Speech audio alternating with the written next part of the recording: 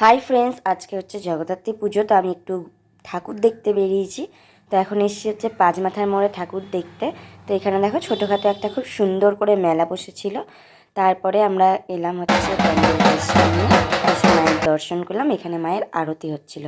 তারপরে ওখান থেকে বেরিয়ে গিয়েছিলাম হচ্ছে মার্কনির ওখানে একটা ঠাকুর দেখতে।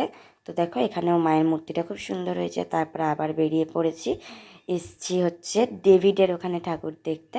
তো দেখো ডেভিডের দুদিকে দুটো প্যান্ডেল করেছে, একটা হচ্ছে এটা, আরেকটা ওখান থেকে এগিয়ে দেখো লাইটিংয়ে গেট করেছে, দিয়ে বাঁ দিকে আরেকটা ঠাকুর হয়েছে। দেখো এই ঠাকুরটাও খুব সুন্দর হয়েছে দেখতে।